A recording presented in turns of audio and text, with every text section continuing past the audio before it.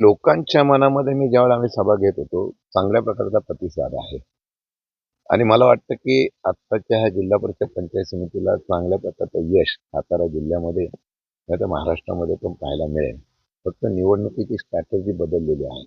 शेवटच्या 2 दिवसाच्या स्ट्रॅटेजीमध्ये ज्या पद्धतीने सत्तारूढ पक्ष जी रणनीती करतं, ते आपल्या सर्वांना कल्पना आहे. त्यामुळे लोकशाही टिकवण्यासाठी लोकांची मानसिकता झालेली आहे. म्हणून अजितदादांचं जे स्वप्न होतं, पवारसाहेबांचं जे स्वप्न होतं, सगळ्यांचं ते एकत्रित विभाजन न करता एकत्र लढवायचं.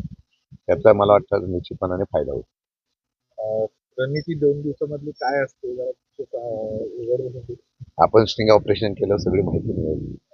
कारण कल्पना आहे आपल्याला प्रचंड दबाव तंत्राचा वापर होतो.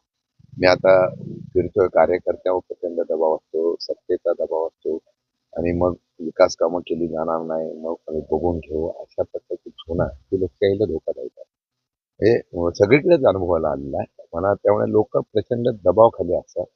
मला वाटतं की लोकशाहीमध्ये मुक्तपणाने निवडणूक करण्याची ही फ्रीडम असायला पाहिजे आणि वेगळ्या प्रकारचं नंतर नियोजन इतकं होतं. पण मलाही खरंच सांगतो की लोकांचा प्रतिसाद फार चांगला आहे. मनातून लोकांची इच्छा आहे की ती इच्छा प्रत्यक्षात या निवडणुकीला पाहायला मिळेल.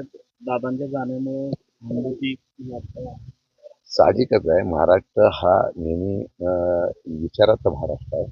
एखादं नेतृत्व ज्यावेळेला महाराष्ट्रातून जातं तेव्हा महाराष्ट्र पोहोचता होता आणि मला वाटतं त्या पद्धतीची भावना ही अजितदादांच्या म्हणून मी त्या दिवशी बोललो की चौकामध्ये ज्यांनी दादांना कधी बघितलं नसेल, फक्त एक महाराष्ट्राचं नेतृत्व म्हणून, एक चांगलं नेतृत्व म्हणून ज्यावेळेला फ्लॅग्स लागतात, पक्षभेद बाजूला ठेवून जेव्हा लोकं उभी राहतात आणि सहानुभूती आहे आणि ती सहानुभूती निश्चितपणाने दादांच्याबद्दल होती.